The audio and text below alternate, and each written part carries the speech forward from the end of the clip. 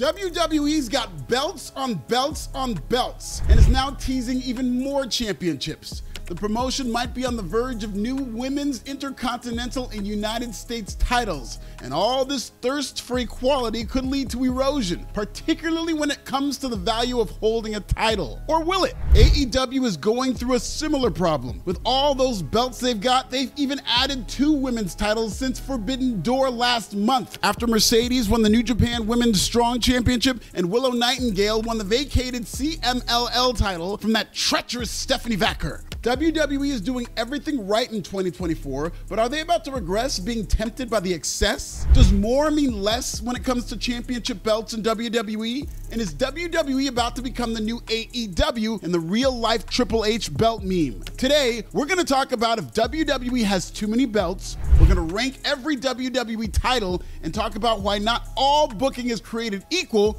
and how WWE just might be better with more belts. What? Subscribe in Swahili, like a champion. Does WWE need another belt, let alone 2? No. WWE doesn't need more belts. But if you look at what they've done with the belts they do have, just about every division has been revitalized by the strong booking of its champion. AEW stockpiles belts the way they stockpile free agents. There's no rhyme or reason. AEW does not have a plan for its titles or talent, so there's no identity attached to any of it. Tony Khan is the son of a billionaire. He gets whatever he wants and spends on free agents and belts like they're collectible items. But like a collector, he just leaves most of them to rot on the shelf when a shiny new toy lists on eBay. Sure, Kazuchika Okada is the Continental Champion, but is there any nexus between the title and Okada? Do you see any sense of pride from Okada that he has that particular belt? Or is it just an accessory to match his robe? Remind me,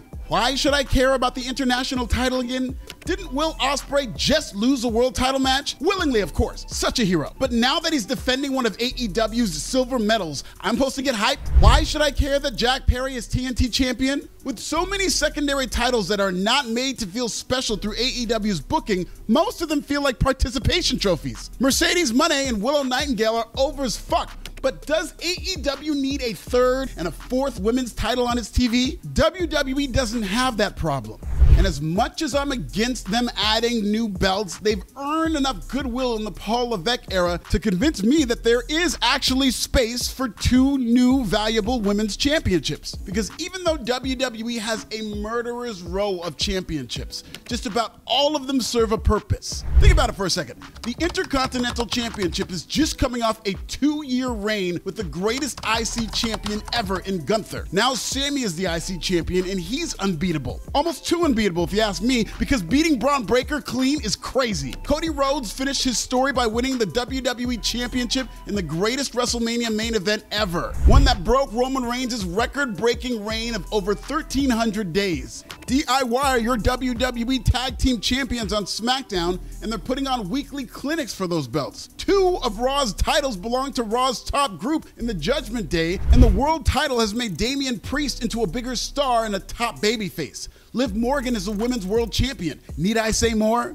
The United States champion is Logan fucking Paul, arguably the hottest heel in the business and one of the biggest streamers on social media. Even WWE's unsanctioned title, the People's Championship, is held by the fucking Rock, who, according to this meme, woke Muhammad Ali up from the dead to give him this belt. I'm convinced that the People's Championship will be on the line for Cody versus Rock at WrestleMania 41. You can even argue that The Rock's ceremonial People's Championship is more over than any belt in AEW.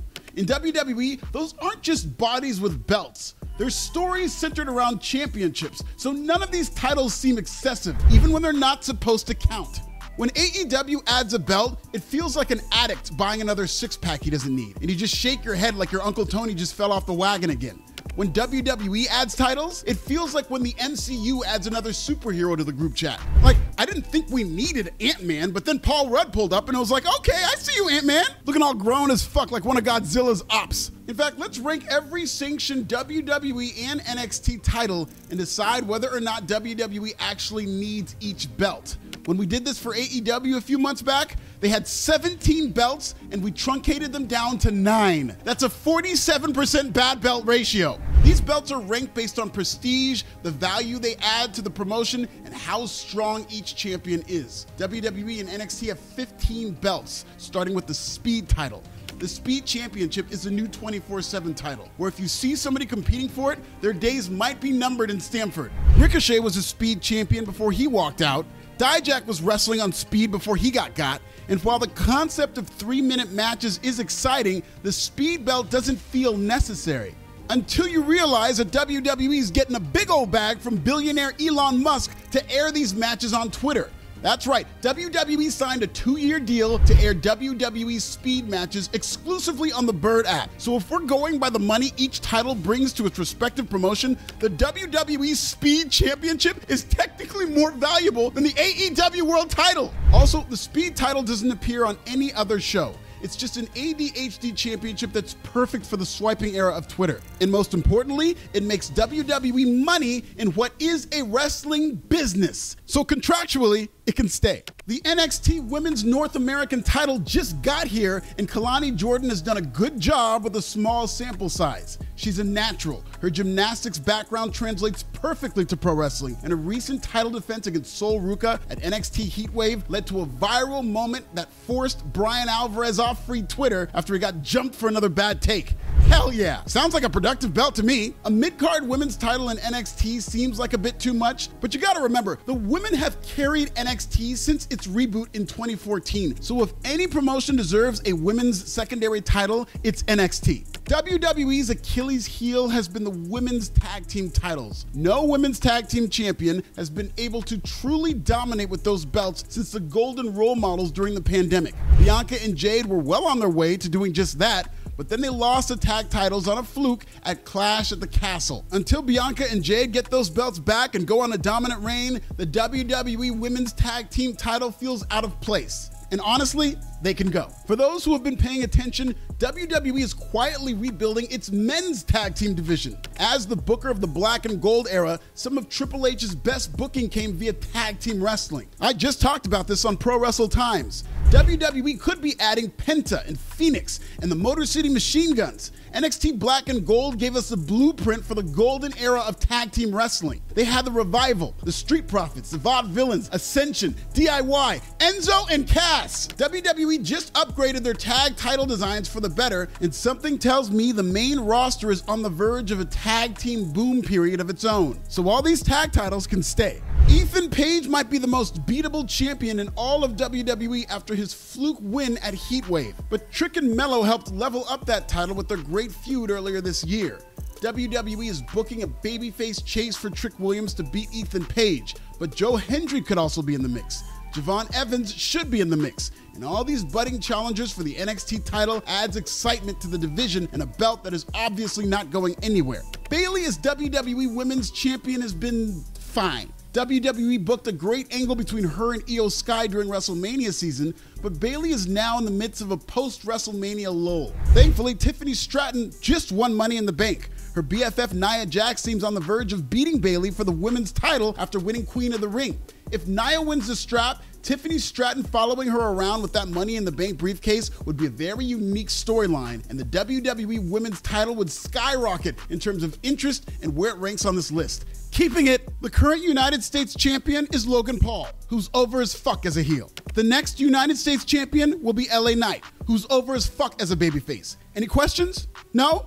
Okay, moving on. Roxanne Perez carries herself like a champion even when she doesn't have a title. Now that she does, she's running through the division with a series of compelling matches against the likes of Jordan Grace and Lola Vice. She's even setting up future feuds with Julia and Stephanie Vacker, who haven't even got here yet. Perez has been a draw on NXT TV. She's more ready for the main roster than just about anybody, and that includes a lot of people who are actually on the main roster, because Booker T's Reality of Wrestling don't play.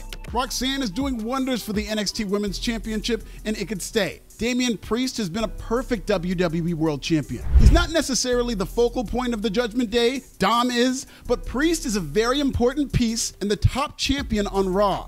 Priest's babyface turn is about 90% complete, and he'll become an even more compelling character when the Judgment Day turns on him. That turn will come just in time for Gunther to win the strap at SummerSlam and likely defend it in his home country of Germany. For a belt introduced as a third-place title when Roman Reigns was on vacation, the WWE World title is about to be even more lit. By the way, every title in the top 5 can obviously stay. Liv Morgan is doing the best work of her career in the midst of a juicy storyline with Dominic Mysterio and Rhea Ripley. Liv is a great heel, and when Rhea finally gets her hands on her, it'll be like when Monica punched Brandy in the face backstage at the MTV VMAs. Rhea and Liv featuring Dom is the white people version of The Boy Is Mine. I don't know whether Rhea will screw over Dominic first or vice versa, but I'm here for it. Obafemi is next on this list, and WWE's next big thing. Sure, he still needs a little more seasoning in NXT, but if you don't see it, it's because your eyes are beadier than Dave Meltzer when he's crying on Twitter. If these belts are being graded on how unbeatable the champion is, Obafemi has a case to be number 1. This is Nigerian Gunther, and the Nigerian ring general isn't losing for a long time. Sami Zayn has been great as Intercontinental Champion, racking up big wins against Chad Gable, Braun Breaker, and Gunther, who deserves a lot of credit for how high the IC title ranks on this list.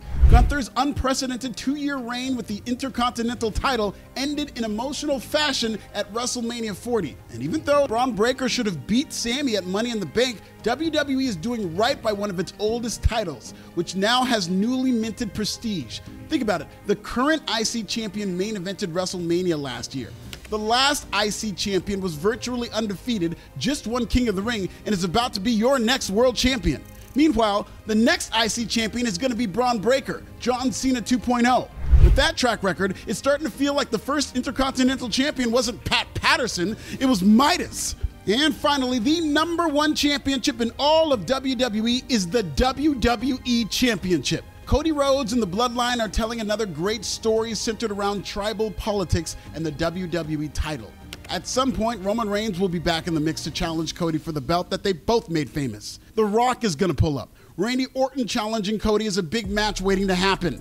One of John Cena's final matches could be for the strap. As should be the case in any promotion, the top title is the most important, and Cody Rhodes is leveled up since becoming champion. So out of the 15 championship belts in WWE, only 1 was deemed unnecessary. An impressive 7% bad belt ratio. And if WWE keeps booking its titles at this clip, I have no reason to believe that they won't be able to do the same by adding 2 women's mid-card titles, especially if WWE eventually adds an all-women's wrestling show. Keep that in mind. Check out this video about the Wyatt Six and subscribe. Does WWE have too many belts? Should they add more? Tell me in the comments!